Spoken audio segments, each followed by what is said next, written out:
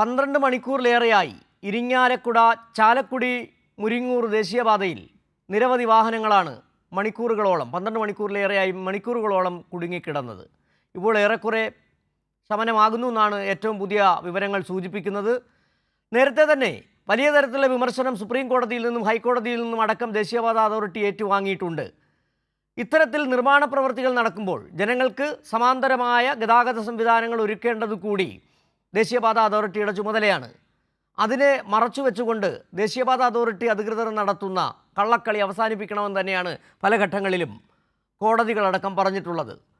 ഇതിൻ്റെ വിവരങ്ങളുമായി മുരിങ്ങൂർ ദേശീയപാതയിലുണ്ടായ ഈ ഗതാഗത കുരുക്കുമായി ബന്ധപ്പെട്ട ഏറ്റവും പുതിയ വിവരങ്ങളുമായി ഞങ്ങളുടെ പ്രതിനിധി തിയോഫിൻ ചേരുന്നുണ്ട്. തിയോഫിൻ, ആദ്യമായി അറിയേണ്ടത് ഗതാഗത കുരുക്ക് പരിഹരിച്ചോ? രണ്ടാമതായി, ഈ ദേശീയപാത അതോറിറ്റിയുടെ അനാസ്ഥ ഏത് വിധത്തിലാണ് ആ ഗതാഗത കുരുക്കിന് ഇടയാക്കിയത്? ആരാണ് ഇതിൻ്റെ ഉത്തരവാദിത്വം ഏറ്റെടുക്കുന്നത്? എന്താണ് ഏറ്റവും പുതിയ വിവരം? സിജു, നമുക്ക് ഇപ്പോൾ നൽകാൻ കഴിയുന്ന ഏറ്റവും പുതിയ വിവരം പോലീസിൻ്റെ ഒരു ഊർജിതമായ ഇടപെടലിലൂടെ ഗതാഗത കുരുക്കിന് താൽക്കാലിക ശമനമുണ്ടാക്കാൻ കഴിഞ്ഞിരിക്കുന്നു എന്നാണ്. ഇപ്പോൾ വാഹനങ്ങൾ സുഗമമായി കടന്നു പോകുന്നൊരു സാഹചര്യമുണ്ട്. ഇവിടെ ഇരുവശത്തേക്കും വാഹനങ്ങൾ സുഗമമായി തന്നെ കടന്നു പോകുന്നുണ്ട്. പ്രധാനമായും എറണാകുളം ഭാഗത്തേക്കാണ്. എറണാകുളം ഭാഗത്തേക്ക് പോകുന്ന വാഹനങ്ങൾ, കുറച്ച് വാഹനങ്ങൾ മാത്രം ഈ മുരിങ്ങൂരിൽ അടിപ്പാത നിർമ്മാണം നടക്കുന്ന ആ ഭാഗത്ത് ഏതാനും വാഹനങ്ങൾ മാത്രമാണ് കുറച്ച് സമയത്തേക്ക് കുടുക്കിൽപ്പെടുന്നത്. ആ കുരുക്ക് പതിയെ അഴിഞ്ഞു പോകുന്നുമുണ്ട്, നീങ്ങി പോകുന്നുമുണ്ട്. പക്ഷേ ഇന്നലെ ഒരു 12 മണിക്കൂറോളം എന്ന് തന്നെ പറയാം നമുക്ക്. ഇന്നലെ അർദ്ധരാത്രി മുതൽ ഇന്ന് ഉച്ചവരെ വലിയ ഗതാഗത കുരുക്ക് ഈ മേഖലകളിലെല്ലാം ഉണ്ടായിരുന്നു. ചാലക്കുടി വരെ നീണ്ടിരുന്നു. സാധാരണ ഈ മുരിങ്ങൂർ അടിപ്പാത നിർമ്മാണം നടക്കുന്ന പ്രദേശത്ത് ഇപ്പോൾ നമ്മൾ നിൽക്കുന്ന ഈ ഭാഗത്തൊക്കെ സാധാരണ ദിവസങ്ങളിൽ തിരക്കുള്ള സമയത്തൊക്കെ ഗതാഗത കുരുക്ക് ഉണ്ടാകാറുണ്ട്. അതിൽ ഏറ്റവും പ്രധാനം സിജു നേരത്തെ സൂചിപ്പിച്ചതുപോലെ തന്നെ ഈ ദേശീയപാതയുടെ അനാസ്ഥ തന്നെയാണ്. കാരണം നമുക്ക് ഇപ്പോൾ മുന്നിൽ കാണുന്ന ഈ ദൃശ്യങ്ങളിൽ തന്നെ അറിയാം, നേരത്തെ ദേശീയപാതയിലെ പ്രധാന ഭാഗം, അതായത് വാഹനങ്ങൾ ഇരുവശത്തേക്കും പോയിരുന്ന പ്രധാന ഭാഗത്താണ് ഇപ്പോൾ ഇത്രയധികം ഈ മണ്ണും കോൺക്രീറ്റ് സ്ലാബുകളും ഒക്കെ കൂട്ടിയിട്ടിരിക്കുന്നത്. ഇത് ദേശീയപാതയുടെ കുറുകെയുള്ള മുരിങ്ങൂർ ജംഗ്ഷനിൽ സ്ഥാപിക്കുന്ന നിർമ്മിക്കുന്ന അടിപ്പാതയുടെ ഇരുവശത്തുമുള്ള അപ്രോച്ച് റോഡിൻ്റെ ഭാഗങ്ങളാണിത്. ഈ ഇരുവശത്തുമുള്ള അപ്രോച്ച് റോഡിൻ്റെ നിർമ്മാണം വളരെ ഇഴഞ്ഞാണ് നീങ്ങുന്നത്. ഇവിടെ ഈ അപ്രോച്ച് റോഡിൻ്റെ ഇരുവശങ്ങളിലും സ്ഥാപിക്കേണ്ട കോൺക്രീറ്റ് സ്ലാബുകൾ, ഇതിൻ്റെ മധ്യഭാഗത്ത് നിറയ്ക്കേണ്ട മണ്ണ് ഉൾപ്പെടെയുള്ളവയാണ്. ഇതുകൂടാതെ തന്നെ ഈ നിർമ്മാണ പ്രവർത്തനങ്ങളുടെ ഭാഗമായി നേരത്തെ ഉണ്ടായിരുന്ന ദേശീയപാത അതിൻ്റെ ടാറിങ്ങും കോൺക്രീറ്റിങ്ങും മീഡിയൻ ഉൾപ്പെടെയെല്ലാം പൊളിച്ച് കൂട്ടിയിട്ടിരിക്കുന്നു. ഇതെല്ലാം ഇവിടെ കിടക്കുന്നത് കൊണ്ട് ഇത്രയും ഭാഗം ഉപയോഗിക്കാൻ കഴിയാത്തൊരവസ്ഥയാണ്. ഇരുവശങ്ങളിലും 1-2 വരിയായി മാത്രമാണ് പോകുന്നത്. എറണാകുളം പോകുന്ന ഭാഗത്ത് ഈ പ്രദേശത്ത് ഒരു സർവീസ് റോഡുണ്ട്. ഈ സർവീസ് റോഡിലേക്ക് ഇതുവരെ വാഹനങ്ങൾക്ക് കടക്കാൻ കഴിയാത്തൊരു അവസ്ഥയുണ്ടായിരുന്നു. ഈ സർവീസ് റോഡ് തുടങ്ങുന്ന ഭാഗത്ത് ഈ ചാലക്കുടി പാലത്തിനും മുരിങ്ങൂർ അടിപ്പാത നിർമ്മിക്കുന്ന ഭാഗത്തിനും ഇടയിലുള്ള പ്രദേശത്ത് ഒരു ചെറിയൊരു അടിപ്പാത നേരത്തെ തന്നെ ഉള്ളതാണ്. മുരിങ്ങൂർ ഡിവൈൻ നഗർ എന്ന് പറയുന്ന സ്ഥലത്ത് ആ അടിപ്പാതയുടെ മേൽ അപ്രോച്ച് റോഡ് തീരുന്ന ഭാഗത്ത് നിന്ന് ഒരു സർവീസ് റോഡിലേക്കുള്ള പ്രവേശനം ഇതുവരെ അടച്ചിരിക്കുകയായിരുന്നു. പോലീസ് കർശനമായ ഇടപെട്ടതിനെ തുടർന്ന് ആ കോൺക്രീറ്റ് സ്ലാബുകൾ നീക്കുകയും അവിടെ JCB ഉപയോഗിച്ച് റോളർ ഉപയോഗിച്ച് നിരത്തിയിട്ടിട്ടുണ്ട്. പക്ഷേ പോലീസ് തന്നെ പറയുന്നത് പലപ്പോഴും കുഴികൾ വലുതായി രൂപപ്പെടുന്ന സമയത്ത് ദേശീയപാത അധികൃതരോട് പറയുമ്പോൾ അവർ ചെയ്യുന്ന നടപടി ഇതാണ്: ഒരു നിരത്തുന്ന മെഷീനുണ്ട്, അതോടൊപ്പം തന്നെ ഒരു JCBയോ മറ്റോ കൊണ്ടുവന്ന് ഇളക്കിയിട്ട ശേഷം അവിടെയുള്ള ഈ കുഴഞ്ഞു മറിഞ്ഞ കുഴികളും കല്ലുകളുമൊക്കെ ഇളക്കിയിട്ട ശേഷം റോളർ ഉപയോഗിച്ച് ഒന്ന് നിരത്തും. കൂടിപ്പോയാൽ കുഴികളുള്ള ഭാഗത്ത് അല്പം മെറ്റൽ ക്വാറി വേസ്റ്റോ എന്തെങ്കിലും കൊണ്ടുവന്ന് നിരത്തി ഈ റോളർ ഉപയോഗിച്ച് നിരത്തുന്നൊരു പതിവാണ്. അതാണ് സാധാരണ ചെയ്തുകൊണ്ടിരിക്കുന്നത്. പക്ഷേ ഇടവിട്ട് എന്തായാലും രാവിലെ ഉണ്ടായിരുന്ന ഗതാഗത കുരുക്കിന് വലിയൊരു ശമനം ഉണ്ട്. താൽക്കാലികമായ ഒരു ആശ്വാസമാണ് ഇവിടെ ഉള്ളത് എന്ന് നമുക്ക് പറയാം. പക്ഷേ ഇടയ്ക്കിടെ കാരണം കൂടുതൽ വാഹനങ്ങൾ എത്തുമ്പോൾ ഗതാഗത കുരുക്കുണ്ട്. ഈ ഗതാഗത കുരുക്ക് നിയന്ത്രിക്കാൻ പോലീസ് ചെയ്തത് ചാലക്കുടി പോട്ട ഭാഗങ്ങളിൽ നിന്നുൾപ്പെടെ ഉള്ളിലേക്ക് കയറി പോകാവുന്ന റോഡുകളുണ്ട്.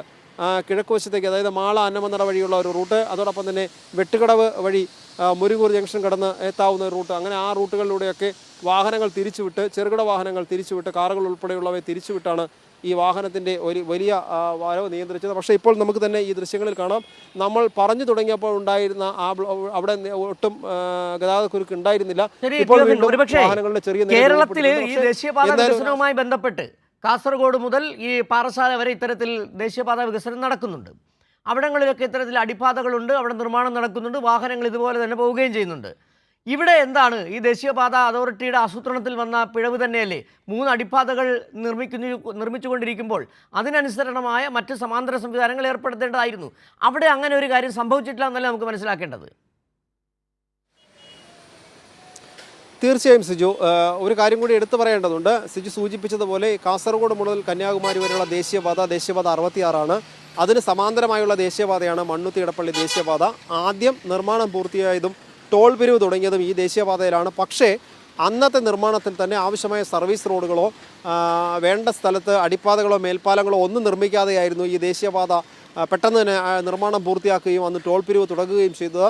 വർഷങ്ങളായി ടോൾ പിരിച്ചുകൊണ്ടിരിക്കുന്നു. ആ സ്ഥലത്താണ് ഗതാഗതക്കുരുക്ക് രൂക്ഷമായതിനെ തുടർന്ന് പിന്നീട് ദേശീയപാതയുടെ വികസനം കൃത്യമായി തന്നെ വേണമെന്ന നാഷണൽ ഹൈവേ അതോറിറ്റിയും സർക്കാരും ഒക്കെ നിർദ്ദേശിച്ചതിൻ്റെ അടിസ്ഥാനത്തിൽ വളരെയധികം, അതായത് വലിയ ഗതാഗതക്കുരുക്ക് ഈ ദേശീയപാതയിൽ ഉണ്ടായിരുന്നു. ഈ മണ്ണുത്തി ഇടപ്പള്ളി ദേശീയപാതയിൽ ടോൾ പിരിവ് മുടങ്ങാതെ നടക്കുന്നത് കൊണ്ട് തന്നെ യാത്രക്കാരും ജനങ്ങളുമൊക്കെ പ്രതിഷേധിച്ചിരുന്നു. ഈ ഗതാഗതക്കുരുക്ക് പലതവണ മാധ്യമങ്ങൾ റിപ്പോർട്ട് ചെയ്തു. അതിനുശേഷമാണ് ചില ബ്ലോക്കുകൾ ഒഴിവാക്കാനായി 5 സ്ഥലങ്ങളിൽ ഈ അടിപ്പാതകൾ നിർമ്മിക്കാൻ ഈ പ്രദേശത്ത് നിർമ്മിക്കാൻ തീരുമാനമായത്.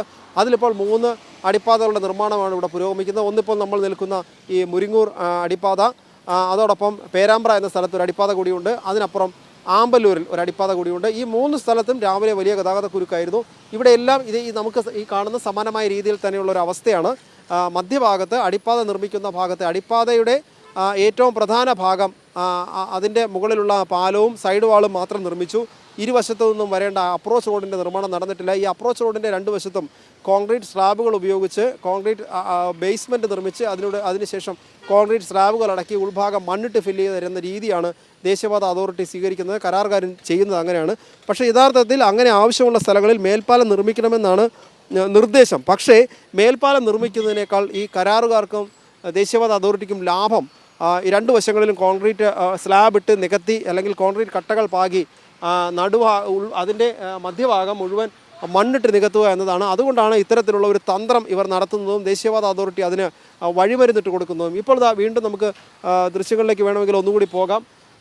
വീണ്ടും ഇവിടെ ചെറിയ തോതിൽ ഗതാഗത കുരുക്ക് രൂക്ഷപ്പെടുന്നു. പക്ഷേ ഗതാഗത കുരുക്ക് നമുക്ക് പറയാൻ കഴിയില്ല. എങ്കിലും പതിവായുള്ള ഗതാഗത കുരുക്കാണിത്. മാസങ്ങളായി ഇവിടെ നമ്മളിപ്പോൾ ഈ മുരിങ്ങൂർ ഭാഗത്ത് ഇതേപോലെ തന്നെയാണ് അവസ്ഥ. പക്ഷേ നേരത്തെ പോലീസ് നിയന്ത്രിച്ചതുകൊണ്ട് അല്പം കൂടി വേഗത്തിലായി. ഇതിപ്പോൾ എന്തായാലും കുറച്ചുകൂടി ഇത് പോകാം. ഒരുപക്ഷെ വൈകുന്നേരം ഇനി കൂടുതൽ വാഹനങ്ങൾ വരുന്നൊരു സമയമാണ്. അപ്പോൾ കുറച്ചുകൂടി ബ്ലോക്ക് ഉണ്ടാകാനുള്ള സാധ്യതയുണ്ട്. ഇന്നലെ പ്രധാനമായും ഈ ബ്ലോക്ക് ഉണ്ടായത്, അതായത് ഇന്നലെ അർദ്ധരാത്രി മുതലുണ്ടായ ബ്ലോക്കിനുള്ള പ്രധാന കാരണം ഈ നമുക്ക് പിന്നിലുള്ള ഭാഗത്ത് ഒരു ചെറിയൊരു വളവ് പോലെയുള്ള ഭാഗമുണ്ട്. അവിടെ വാഹനം തിരിച്ചുവിടുന്ന ഒരു ഭാഗത്ത് ഒരു തടി കൊണ്ടുവന്ന ലോറി ഇന്നലെ രാത്രി ഒരു 9:30-ക്ക് ശേഷം അവിടെ മറിയുകയുണ്ടായി. ആ തടിയിൽ നിന്ന് ലോറി മറിയുകയും തടി വീഴുകയും ചെയ്തത് ഏറെ നേരം ഗതാഗതക്കുരുക്കിന് ഇടയാക്കിയിരുന്നു. ലോറി മാറ്റുകയും ഈ വീണ തടി എടുത്തു മാറ്റുകയും ചെയ്യേണ്ടിയിരുന്നു. അതിനിടയാക്കിയ സമയം അവിടെ വലിയ, കാരണം അല്ലെങ്കിൽ തന്നെ നിറയെ വാഹനങ്ങളുടെ നിരയുണ്ടായിരുന്നു. അത് വലിയ ഗതാഗതക്കുരുക്കിന് തുടക്കമിട്ടു. അതിന് പിന്നാലെ പുലർച്ചയോടുകൂടി എറണാകുളം ഭാഗത്തേക്ക്, ഇന്നലെ അവധിയായിരുന്നത് കൊണ്ട് തന്നെ പുലർച്ചയോടുകൂടി എറണാകുളം ഭാഗത്തേക്ക് പോയിരുന്ന വാഹനങ്ങളെല്ലാം ലോറികളും ബസ്സുകളും ചെറിയ വാഹനങ്ങൾ, സ്വകാര്യ വാഹനങ്ങൾ ഉൾപ്പെടെയുള്ളവ വരിയായി വന്നതിനെ തുടർന്ന് വലിയ ഗതാഗത കുരുക്ക് രൂപപ്പെടുകയായിരുന്നു. ഇവിടെ നിന്ന് ആരംഭിച്ച അല്ലെങ്കിൽ വാഹനങ്ങളുടെ നീണ്ട നിര ചാലക്കുടിക്ക് അപ്പുറം പോട്ട വരെ നീണ്ടു നിന്നു. അത്രയും ഗതാഗത കുരുക്കുണ്ടായിരുന്നു. മണിക്കൂറുകളെടുത്താണ് വാഹനങ്ങൾ ഒരുപക്ഷെ ഈ മുരിങ്ങൂർ ഭാഗം കടന്ന് 2.5-3 മണിക്കൂറോളം എടുത്ത് കടന്നുപോയ വാഹനങ്ങളുണ്ട്. അത്രയധികം ഗതാഗത കുരുക്ക് ഉണ്ടായിരുന്നു. എന്തായാലും ഉച്ചയോടുകൂടി ഗതാഗത കുരുക്കിന് ചെറിയ ആശ്വാസം വന്നു. ഇപ്പോൾ വലിയ ശക്തമായ കുരുക്കല്ലെങ്കിൽ കൂടി ചെറിയ തോതിൽ ഇടയ്ക്കിടെ ഇങ്ങനെ അല്പം വാഹനങ്ങൾ കൂടുതലായി വരുന്നുണ്ട്. അത് അല്പസമയത്തിനകം, കാരണം പോലീസ് അത് നിയന്ത്രിച്ച് വിടുന്നുമുണ്ട്. നമ്മൾ നിൽക്കുന്ന ഭാഗത്തിൻ്റെ ഈ വലതു ഭാഗത്താണ് ഇവിടെ ഒരു സർവീസ് റോഡ് ഉണ്ടായിരുന്നു. അവിടെ ഒട്ടും വാഹനങ്ങൾ കടത്തിവിട്ടിരുന്നില്ല. അവിടെ ഇപ്പോൾ പോലീസിൻ്റെ നിർദ്ദേശപ്രകാരം ആ ചേരുന്ന ഭാഗത്തുണ്ടായിരുന്ന കോൺക്രീറ്റ് ബ്ലോക്കുകൾ അടച്ചിരുന്നതൊക്കെ എടുത്തു മാറ്റി ഒരു JCB ഉപയോഗിച്ച് നിരത്തി വാഹനങ്ങൾ സർവീസ് റോഡിലൂടെ കടന്നു പോകാനുള്ള സംവിധാനം കൂടി ഇപ്പോൾ ചെയ്തിട്ടുണ്ട്. വലിയ തരത്തിൽ ഉള്ള ആരോപണങ്ങൾ, ആക്ഷേപങ്ങളാണ് ദേശീയപാത അതോറിറ്റിക്കെതിരെ ഉയർന്നത്. ഇതിൻ്റെ ഏറ്റവും അടുത്തൊരു ഉദാഹരണമായി മാറുകയാണ് ചാലക്കുടി മുരിങ്ങൂർ ദേശീയപാതയിലെ ഗതാഗത കുരുക്ക്. വിവരങ്ങളാണ് തിയോഫിൻ നൽകിയത്.